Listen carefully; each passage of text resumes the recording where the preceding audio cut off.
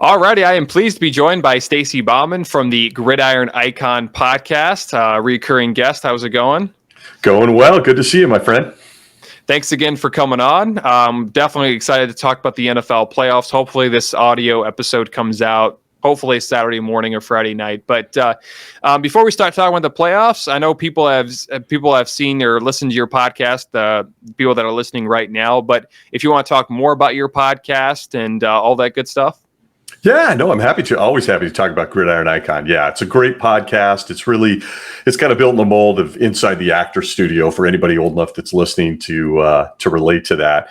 We're really trying to bring in some of the NFL players, coaches, people that impact the game, and we're trying to go a little deeper on some of the things that make them a special person, a special player, a special teammate. So we've been having fun with that. We took a little break through the holidays and I went solo a lot, much like you do, but now we're back into the swing of it. And we just recently had a fantastic interview with Leroy Urban, who still holds the punt record in NFL history. Of course, he was a Los Angeles Ram. I know people are shocked if they know me, but you can find us at gridironicon.com or on all the major hosting networks. And of course, YouTube. Got to show off this face. You know, I got a voice for radio, a face for radio too.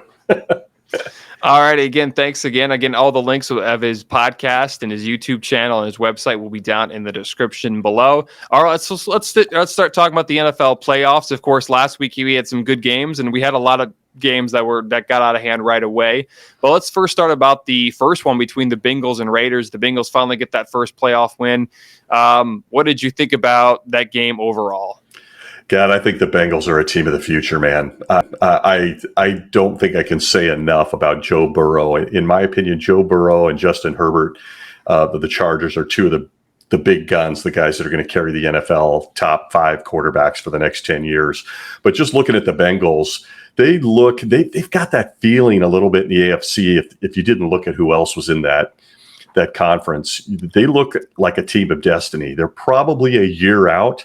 But in that game, you could see how they are coming together in a very well-rounded way between the running game with Joe Mixon and then Burrow he is special. This guy has the moxie. He's got the dude. He's got the talent. You couple that with Jamar Chase and that entire wide receiver room in Cincinnati is really special. Reminds me a lot of the Rams. They're deep. They're 2, 3, 4 players deep at the wide receiver position. Yeah, and what I took away from that game as well is, the Raiders, they were all right in the game, but they made too many mistakes. They kind of had too late of a comeback. And yeah, as you mentioned, Joe Burrow, he's finally healthy after being out most of last year. Jamar Chase going to probably win the Offensive Rookie of the Year. Yeah, they're pretty deep as well. And the defense, surprisingly, was pretty good too. And I always thought that the Bengals were probably going to make. Before the season started, I said the Bengals would probably go 8-7-10 or 8-9. But I feel like they're a year ahead of schedule, and they probably won't beat the. They probably won't beat the Titans. I think this Saturday. But I could see them within the next few years of finally getting to that championship game. Not sure if they're going to make a Super Bowl with how tough the AFC is going to be, but I can definitely feel like, as you mentioned, the Bengals are definitely the team of the future. Is there anything else you want to add to that? Or yeah, I'll tell you, I couldn't agree with you more. I think the AFC is loading up, especially at the quarterback position between Burrow, Josh Allen, Herbert, Lamar Jackson, who was injured most of this year. I mean, they're loaded at the quarterback position, so they'll have a tough road. But I just think Burrow's got something special about him. I did want to say real quick, because we covered this on Icon as well. You got to tip your hat to the Raiders, man. I mean, they were in over their head, I think, in that game. But Derek Carr and keeping that team together through just an endless amount of tragedy and insanity throughout the year. They got bounced in the first round, and Mike Mayock's out. That was quick. Mm-hmm. But I tip my hat to the Raiders, but I agree with you. The Bengals look like a better football team. It was that simple. Yeah, just too many distractions with the Raiders. And I'm a little surprised, too, that they're likely going to hire a new coach despite how good Rich Bisaccia was. And I think it's because they want a big name because they're in Vegas. And that's one of the reasons why they brought in John Gruden. But I think I feel like the Raiders, I don't know, I don't think they're good enough. But yeah, Rich Bisaccia did a great job of being a coach. I think that he deserves to be the head coach. And I think if he doesn't get the Raiders job, some other team should look into him, and the players like him too. So, I mean, we'll see what happens there. Let's go on to another game. I think it was the Bills and Patriots. That game wasn't even close. The Bills just just had no problem beating the Patriots. And it was surprising to see how bad that Bill Belichick team got beat. But were you surprised with how bad the outcome was? I was. I mean, I'm not, look, as a guy who loves the game but loves the Rams as his personal team, I mean, I got bitter feelings towards the New England Patriots, that whole organization. They bounced my team a couple times. But have you ever seen a Belichick team get rolled like that? I mean, they just got rolled in that game was over in the first quarter. I was stunned by that outcome. Yeah, the only time I saw Belichick get blown out in a playoff game, or just get blown out, wasn't in a playoff game. It was just in a regular season game. I think when the Chiefs beat them way back in like 20. This isn't a long time. This is like 2012 or 2013, but that was the last time I really saw how if Belichick got dominated. But no, I've never seen that in the playoffs before. But yeah, I thought the Patriots had a chance, but it just goes to show you how good the Bills are, and I think the Patriots are still a year away.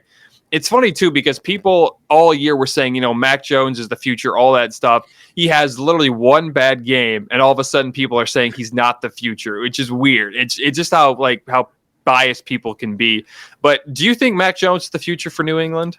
I do, man. I'm actually very impressed with Mac Jones. Now, he had some crummy games there down the stretch. I want to remind everybody it's his rookie season, and he was already being held on a pedestal. To have a couple of crummy games and get dogged on was amazing because he'd had an incredible first half of the season. I'll be really honest with you, Jay. He reminds me of Joe Burrow. I mean, I think they're pretty similar guys. And if you go back to Joe Burrow's rookie season, man, I'm not even sure Burrow did as well in the first 8 games as Mac Jones did. I think Mac Jones is a solid get. I think he was a steal of the draft so far from this last year. So come on, Patriot fans, give the kid a chance. Good grief.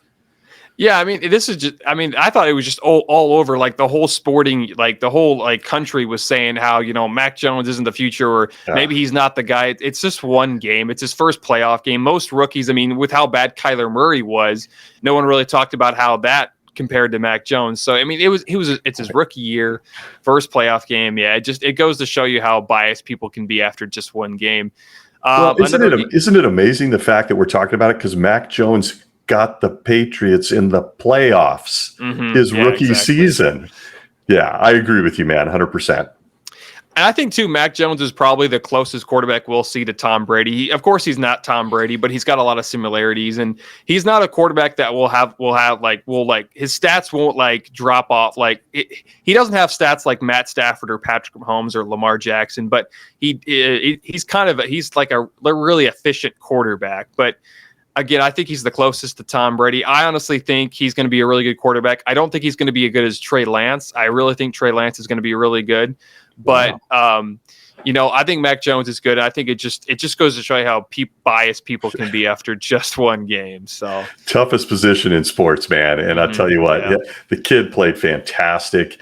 I'm right on board with you. Again, the AFC quarterback situation is in really good hands for the next 5 to 10 years. Yeah, I agree with you there.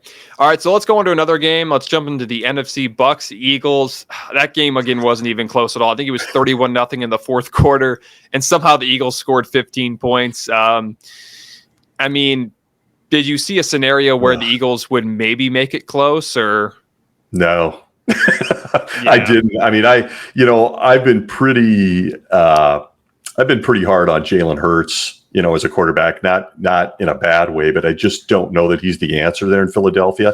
If their running game hadn't come on the way it did in the last half of the season, which is a credit to the coaching staff, I don't know how the Eagles even make it there. They were your standard 7th seed, new playoff setup type team. And my God, that game was over inside of like 6-7 minutes. Yeah.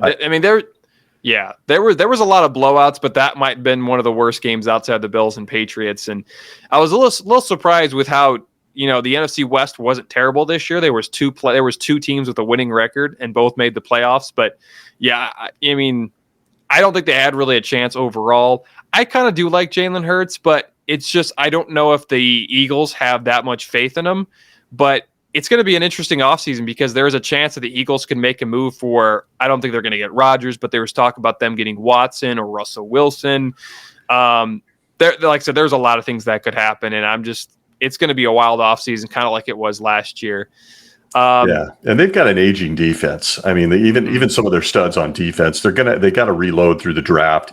You mentioned free agency. I do. Deshaun Watson turns anybody into a contender if his skill level set hasn't dropped off. But the Eagles look like they're quite a few players away. Although when you look at the NFC East between these other teams you're probably going to mention, and the Cowboys and the Washington football team, the Giants, the Eagles are still the best of the bunch. Yeah. Well, speaking of the Cowboys, let's go to that game. Of course, they basically did what Cowboys normally do and choke. Did you? So true. What did you think about that game overall? Or first of all, what happened to Dallas? I got two words for the Dallas Cowboys, and that's just hot mess. You just can't even find a lot of silver linings in a team that's that loaded with talent. They give Dak Prescott all of this money. They didn't even use CeeDee Lamb in the game.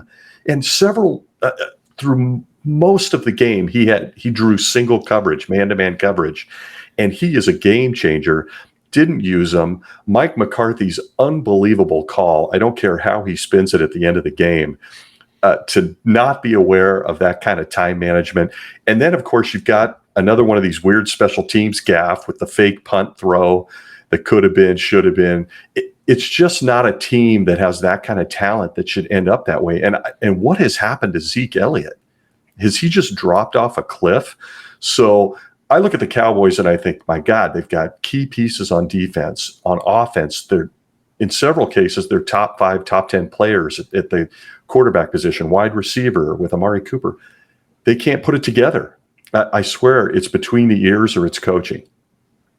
Yeah, it goes like every year. There's a lot of people that pick the Cowboys to go all the way, and I always say it's the Cowboys. They're going to choke. They're definitely not the team of the 90s, and I never have trust in the Cowboys, really. Every year they choke or they don't even make the playoffs some years, and I can't trust the Cowboys. And I don't think Mark McCarthy's a bad coach because he is a Super Bowl winning head coach, but I think at times he outsmarts himself, and he does things that it's like, what are you thinking? But, I'm not McCarthy, of course, but it's just, the Cowboys are, like, as you mentioned, just a hot mess. They're always overrated because they're supposedly America's team, which that's not necessarily true anymore. But why do you think the Cowboys did it? What did you think about their clock management was terrible, but what did you think of the clock management overall at the end of that game? I thought it was horrific. I think it's going to be one of those things that coaches from the NFL, college, and even down to high school are slapping up in a film room going, this is what you don't do. Listen, I don't think the call bordered on gutsy. Like, I don't mind that mentality when you're up against the wall, but to not have your quarterback prepared, not having him hand the ball to the referee so that he touches the ball, gets it into the center's hands, and they can snap is just, folks, that's 100% coaching. So from a time management spot, I was actually thinking they were going to make a good run at it. The first 2 or 3 plays, they picked up chunky yardage through the passing game. But then that draw play and not having situational awareness, I think people are going to use it as a teaching example moving forward. Well, let's jump to the next side. The Niners, of course, they won. Now they play the Packers. And the interesting part about that is Rodgers is 0-3 versus the Niners in the playoffs, which is a crazy stat. I don't think the Niners win overall, but do you think Jimmy Garoppolo is the quarterback for the Niners after this year? No way. I don't. My personal opinion, I think we're seeing his swan song. I think they've got him literally on a stage so that they can move him. I think that he's delivered, although there's been plays in his last 2 or 3 games that could have easily lost the game, but the defense or a turnover by the other team got the ball back in his hands. Look, you can't come up in the draft and grab a guy like Trey Lance and then keep him on the bench and keep moving forward with a guy that just kind of gets you there all the time. The Rams did this with Jared Goff. He's good enough. He comes up in some situations, but he's not the guy to take him to the next level. So I don't see Jimmy G, despite how he has been playing, as the quarterback of the Niners. In fact, I'd be pretty surprised if he was next year. Yeah, I think I was listening to Dan Patrick, and he was saying that Jimmy Garoppolo seems like he's auditioning for a job somewhere else. And he's kind of telling people that he's still worth it, even though I don't think he is, I think he's a good quarterback, but he's not good enough to lead them to this or win the Super Bowl. I mean, he did make the Super Bowl, but they lost because I think the first part because I think he was the reason why. But I think, like I said, yeah, you mentioned Jared Goff. They're very similar. They're good quarterbacks, but they just can't get you to that next level. I mean, do you think the Niners can beat the Packers on Saturday night? Man, I knew you were going to throw that one at me. I got to tell you, the record with Aaron Rodgers, that's amazing. I actually do think the 49ers can beat the Packers. And the reason I say that is Kyle Shanahan just knows how to get his guys ready, and he knows what he is and what he isn't. If he gets into a shootout with Aaron Rodgers, they're going to get blown out. If he controls the clock with that running game and that play action game, I think the 49ers with that defense are more than good enough to hang with the Packers. And that's coming from a guy that thinks Aaron Rodgers is one of the best quarterbacks I've seen in my entire life. I think he's top 3. So, yeah. But Shanahan, he seems to get up for these games, and the sneaky, interesting part is that he knows LaFleur. He was on his staff, just like he knows McVay, and the Rams have lost 6 straight to him, or 5 straight. So, yeah, I think there's a strong possibility if the Packers don't come out ready to play. Yeah, that would be one of the bigger upsets in the playoffs. Let's jump on to the Chiefs and Steelers. I mean, the Steelers had a chance in the first quarter when they held them to no points. But then, Patrick Mahomes, the Chiefs scored 21 points in 10 minutes. I was expecting a blowout. But, I mean, what did you think of the Steelers last Sunday night? I got to tell you, I watched that game, and, of course, everything was about Ben Roethlisberger. He's possibly his last game, right? But the Steelers remind me of a team that I would classify as your little brother. He's your little brother. You love him. You're always going to love him, and you don't want anybody else to pick on him, but, he's your little brother. The Steelers just don't have the talent to even remotely hang with, frankly, in my opinion, anybody in the AFC, much less the Chiefs. The Chiefs defense got it together. So, I think it was time for Ben to step aside. Interesting you bring up Garoppolo. That could be a spot I could see him ending up in. Possibly.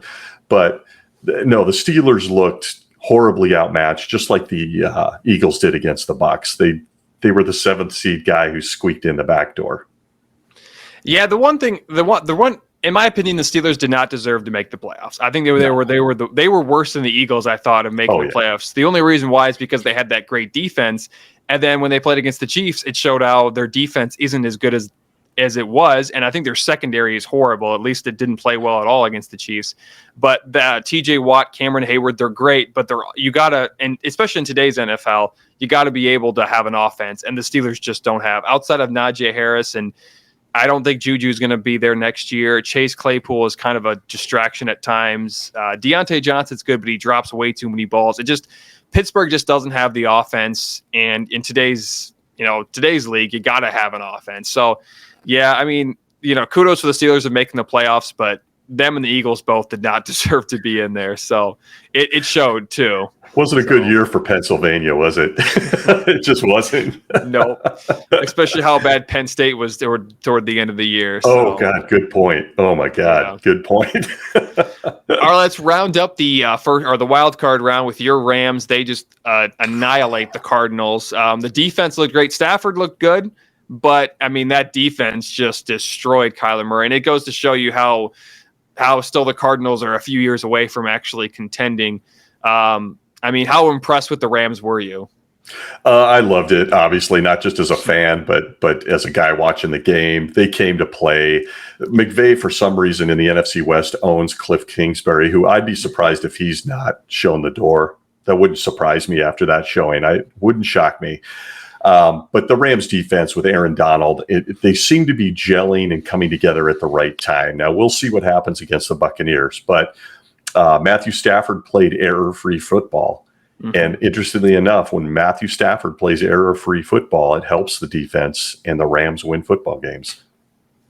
Yeah, I mean, if you look at Stafford, he was great this year, but he did throw at times a lot of interceptions. I think against Tennessee, he threw 2 or 3, and I think against pick sixes too. Yeah, he had a habit of doing that, but he still had a great season, and I think he was a snub. He should have made the Pro Bowl over Kyler Murray, but almost every year he gets snubbed, even though his stats are almost off the cliff. I mean, he threw for almost 5,000 yards. I think he threw more than Patrick Mahomes, but he was very 43 impressive. touchdowns. Yeah, over 40 Exactly. touchdowns. Yeah, he was very impressive, and I would like to see him go all the way. I don't know if they will, though. But I mean, Kyler Murray just looked terrible in that game, and every year it's the same thing with the Cardinals. They start off really good, and then they have that downfall toward the end of the year. And I know they had some injuries, but every team has injuries. I mean, the Cardinals didn't have injuries like the Ravens did, and yet they had a huge downfall. And the thing about Cliff Kingsbury, I wonder. You said that he might get shown the door. If they don't make it, if they don't win a playoff game next year, do you think he could get fired? Oh, absolutely. Yeah, I could see him back in the college ranks or as an offensive coordinator. But he's had a lot of talent. Now, he lost DeAndre Hopkins and he lost J.J. Watt. Like you said, there were some injuries. But that game looked different. That looked like a game where nobody knew what they were doing. Nobody came to play. Kyler Murray, and I want to ask you this because you're a guy who covers the entire sports world. But when you look at Kyler Murray at this point, I had these moments during the game where I thought, does he even like football? Like, he was a baseball guy. Mm-hmm. And there were moments in that game where he just looked like a guy that was like, yeah, man, I'd like to get off to Cancun now if I could. Yeah. So yeah, that was my take on it. Yeah, his body language was just not there, especially toward the end of the year. And I think he's kind of a chill guy, but yeah, his emotions aren't exactly, or his body language wasn't. It seemed like the Cardinals weren't even there. They were just right there because they had to play a playoff game. But I don't know. It's really weird to say. I think he deserves a big contract, but yeah, toward the end of the year, I don't know if he's banged up or teams figured them out. It's weird how it's always the same for the Cardinals. And I don't know if Kyler Murray, I think he loves football, but you have to wonder sometimes if he really loves football because it shows, especially toward the end of the year. And I think a big reason why that is because Cliff Kingsbury isn't exactly the best coach in the world. I mean, he didn't do very good in college when he had Patrick Mahomes at Texas Tech. So I don't know. It definitely goes to show you, or definitely, you definitely think about it. But we'll see what happens next year. So let's go to the coaching carousel. There's still, I think, 8 teams at the moment. And there's been rumors that Jim Harbaugh could go back in the NFL because I feel like he's taken Michigan as far as he can take them. Do you think he makes that jump to the NFL again? Yeah, I think Jim will come back to the league, mostly because I think he's very competitive. And I agree with you. I think he's done about all he can do at Michigan at this point. He had a really good last season. And I think leaving on that note would be great. I also think his brother's there. He lost a Super Bowl to him. There's some unfinished business for Jim. Now, does he go to the Raiders as it's been rumored? That part I'm not as sure about. I could see the Dolphins, though, because of Stephen Ross his alma mater is Michigan. I think he donates a bunch over there. I could see that happening. Maybe he goes back to Chicago, maybe where he was a former quarterback. There's a lot of different possibilities. I do think the Raiders one is interesting because I think the Raiders want a big name coach, even though I think Bisaccia should get the job, but it looks like he's not going to. No, I guess it all depends on who they hire as a GM. But I mean, maybe Jim Harbaugh has that power like John Gruden, where he hires the GM himself and he has all the power. And he wanted that in San Francisco, but they didn't let him have that. But it's definitely interesting. And if he does go back to the NFL, I think he'll have a success again because he was good with the 49ers, but I don't know at the moment. I'll be honest here. I'm not really sure. There's been rumors that Byron Leftwich could become a head coach. Do you think he ends up getting hired after this playoff run? I think he should be in consideration, and I agree with you. I've heard that, Jacksonville is a place where he played quarterback. From my estimation, what I've seen, I think Leftwich has done some amazing stuff. I want to remind everybody that the guy that was his quarterback was this guy named Tom Brady. He wasn't grooming a rookie like Justin Fields or Trevor Lawrence. And if I was being honest, I'd like to see Leftwich stay in the coordinator role another year at least, maybe 2, before he moves into any kind of a head coaching position. And you're probably going to bring up a guy that I feel like should move before him. But I think Leftwich would be a little early.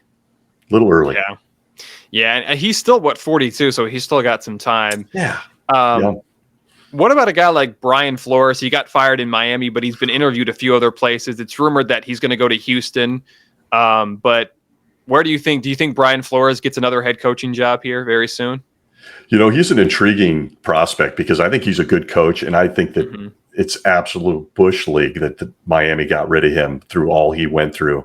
I personally think there's probably more to that story in Miami that he kind of wanted out of there, per se. Yeah, Texas looks like the most viable spot because I know that him and Deshaun Watson have a relationship. But, then the rumor is Deshaun wants out of Texas. So does that keep him there? You got Davis Webb sitting down there. It's a strange situation. I think if you see Brian Flores land anywhere, it'll be Houston. I think there's a weird outside chance that he could end up in Chicago. But Justin Fields really needs an offensive-minded coach, and Flores is a defensive guy. Yeah, and I think another thing with Flores is I don't know if he necessarily wanted, or he wasn't all in on Tua, I think. And I think Stephen Ross and the guys, they really think Tua can be the guy, and they drafted him over Justin Herbert. So I think they kind of want to have 1 year out of him. And I just don't know. Tua is an interesting case as well. It's just, he's similar to, I think, like a Jimmy Garoppolo or a Jared Goff, where I don't think he can really get you to that next step. But I mean, they haven't done exactly a great job of surrounding him with great offensive talent. But I mean, we'll see what happens there. Another guy that I think, there was a few other head coaching vacancies available. Of course, there's 8. But do you think like a guy? Do you think like Rich? Do you think Rich Bisaccia gets a chance to coach again? I do. I don't think it'll be in a head coaching role. I think that he reminds me a lot of Bones when he was the special teams coach there for Los Angeles. Jim Fossil, who's now the special teams coach down in Dallas. When they canned Jeff Fisher in LA, Bones kind of came in and he was the interim coach. He was popular with the players, great in the locker room. I think Bisaccia's that same guy. I would like to see the Raiders keep Bisaccia. I think that would be a class move. I just don't see him moving into a head coaching role based on the interim tag over, 3/4 of a season. I just don't see that. Do you think he might get into a head coaching conversation? I could see him staying with the Raiders, and I don't even know if he wanted the head coaching job, to be honest with you. And I think toward the end of the season, he realized, you know what, maybe I am the head coach. But it just goes to show you that, I think Mark Davis's mind was made up after John Gruden left. He wanted a head coach, and after they fired Mike Mack, it just I think they kind of want to just reset the whole thing and see what they can do. And Derek Carr is another thing that. I don't know. Derek Carr seems like he's going to stay with the Raiders, but it really looks like that if they get a new coach and the coach doesn't necessarily like Derek Carr, they could be also quarterback shopping. So, he's in the last year. Yeah, he's in the last year of that $125 million contract. So Derek Carr is an issue in Vegas. And, I was thinking about your squad there in Baltimore that, when's the last time we saw a really good special teams coach become a really good head coach? Mm-hmm. And the only guy that comes to mind is Mr. Harbaugh in Baltimore. Joe Judge is not doing too hot in New York. So it's just not something that translates all that often. Well, Joe Judge shouldn't have been a head coach anyways. The reason why he got the job was because he was under Belichick and under Saban for a little bit. And for some reason, NFL executives love Patriots assistants, even though outside of Mike Vrabel and Brian Flores, none of them have done great. Another Patriots assistant that's probably going to get a job is Gerard Mayo. He's a linebackers coach / I think he's the co-defensive coordinator or something like that, or a defense assistant.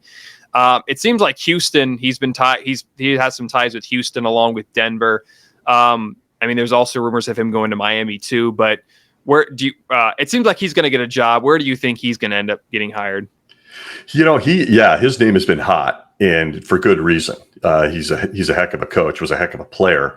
He kind of falls into that Byron Leftwich category for me, where I think it's a little early yet. If he stays into that coordinator role and gets a little more seasoned, I think that's an important part of that maturation process. Not everybody's meant to be a CEO, and you could put a guy like Mayo, who's really sharp, really good at his job, into a role, into one of these struggling franchises. Houston's going to struggle, folks. They're going to struggle. Denver, unless they get a quarterback, is going to struggle. So I would almost hope Mayo stays put or stays in that defensive side of the ball and gives himself a little more seasoning, a little bit more time. But there's no question he's a hot name. You just mentioned Denver, and I think Denver kind of had a quarterback last year, but Bridgewater got hurt, and Drew Lock did what Drew Lock does and did not win games. And I'll be honest, I think he's done in Denver as well. But they just interviewed Eric Bieniemy, and I think that'd be a great hire. Bieniemy should have got a head coaching job like 2 years ago. Yeah. But do you think Bieniemy finally gets a head coaching job? Yeah, there was the guy I was hinting at earlier, and I knew you'd bring him up. I do. I would like to see Eric Bieniemy end up in Chicago, not Denver. Oh, yeah. I think team him up with Justin Fields, bring Justin Fields along, share some of the knowledge and experience that he's had with Patrick Mahomes and Alex Smith before him. Really give Bieniemy a chance to have a young quarterback to groom and really bring up through the ranks. Denver, I don't see Bieniemy as much in a place like Denver because, again, that quarterback situation, if he's got a choice and he's got an offer from Chicago or Denver, which one would you take? Denver does have an incredible defense that Fangio built. If he'd only had a quarterback, that's the big thing. So, yeah, Denver's kind of a question mark. I'd like to see Bieniemy in Chicago. Yeah, and I think too, Justin Fields, as you mentioned, he's got to have an offensive coach. I mean, this is not necessarily a popular opinion, but Greg Roman of the Baltimore Ravens, even though almost every year people think he's going to get fired, but I think he would do well with Justin Fields because Fields we know he isn't Lamar Jackson, but he's got some similarities, and Matt Nagy definitely didn't know how to really coach Justin Fields. And I think Greg Roman I don't think he's going to get a head coaching job. And also the Ravens let go Don Martindale, their defensive coordinator, which I thought was surprising. But yeah. And I think right now the Bears, as you said, they need an offensive guy. And I think Eric Bieniemy would be a home run. But for some reason, NFL executives don't necessarily, they always kind of avoid Eric Bieniemy. They interview him, but they're like, I don't think he's the guy, even though he's done a wonderful job. And some of that might be Andy Reid, but I mean, he's the offensive coordinator. So I get kind of frustrated with him and with him not getting a head coaching job. But is there any other assistants that you could see getting that job in the NFL that we didn't mention? I'll tell you, the guy that I think we should keep an eye on is Brian Daboll from Buffalo. Oh, yep. Yeah, I think that he's a hot name. I think he's in a position right now with Buffalo and them deep in the playoffs that he can be picky. It's another one of those things where you look at Denver and go, who's the quarterback? But some of these other places I could definitely see, and I'm going to throw out a dark horse prediction, I could see Daboll ending up in Jacksonville. Because he's got Trevor Lawrence, and who's a lot different than Josh Allen. Let's all make sure we say that. But I would say my dark horse right now is Brian Daboll is going to land somewhere as a head coach. I forgot about Daboll, and I thought he was going to get a job last year, and he didn't. And there's always a few coaches that you have no idea. Like, we didn't know much about David Culley, but now he's no longer a coach. But every year you get a coach, one or two, or maybe even three coaches that you have no idea about. But yeah, I think Daboll's another guy. I think Doug Peterson or Jim Caldwell could come back as a head coach. Choices. Yeah, I think the Jaguars, in my opinion, need to go with a veteran and a guy who's been there a while. I think Daboll would be a good hire too, but I got a feeling Doug Peterson, he's in Florida right now. I think he'd be the guy, or even Jim Caldwell. But I mean, we'll just see. I just hope they hire a veteran and not like another guy like Urban Meyer. And I think Shad Khan. I think Shad Khan has learned his lesson, but we still don't know. So, again, thanks for coming on the podcast. And I have a few more questions for you. But it was recently reported that Dak Prescott gets fined for saying some things about the refs. What did you think about that? And did you think the NFL should have suspended him or not? Yeah, I'm old school, man. I think the NFL, come on. It comes down to they can't wear their own shoes and socks and anything else. This stuff is nonsense. Look, you put a microphone under a young guy's nose seconds after he just got obliterated again, and it completely destroyed their season to lose the way they did at home. What do you expect him to say? Look, it's not okay. You want him to be better. He's your quarterback, but he'll learn from this. I think they went overboard. That's my take on it. I do think Dak in Dallas is in trouble, but you don't fine a kid for seconds after another gut-wrenching loss. He says, hey, good on them. That's all he said. Now, good. He shouldn't have said it. But come on. It's a little over the top. Yeah, I think the NFL does that a lot. And let's be honest, the NFL needs to hire new refs because every year they hire refs. And the one thing that makes me mad with refs is they hate changing call. They hate changing like calls. Like if they called something here and they end up getting challenged, they hate overturning it because they have to admit they were wrong. So that's another thing too, where I think the NFL just needs to hire new refs. And actually, I think none of them are full time, which is another interesting thing. But yeah, I think you're right too. So, boy, the refs have been atrocious, man. You're spot on that. They've been absolutely atrocious, especially the last month of the season. Yeah, I would probably say the last 5 years or last 7 years they have just been horrible. And of course, replay. There's more replay now, so people that's another thing that's going against the refs. But yeah, I think the last 5-7 years they have been. Yeah, you bring up Dallas, that Des Bryant catch against Green Bay, and I don't think the franchise has recovered. I don't. Nope. It's like one call and boom, into the cellar. Yeah, I think they've won one playoff game since then, or maybe two, if that. So, yep. Another thing too is I'm trying to remember now exactly what happened, but do you have anything else you want to mention before we end the interview?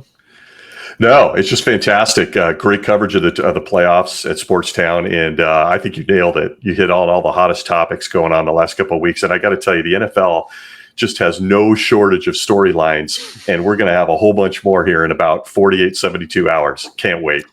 Yeah, the NFL never sleeps. And, this is what I forgot to mention this or forgot to add this, but it was reported on Friday that the NFL is no longer going to be testing vaccinated players.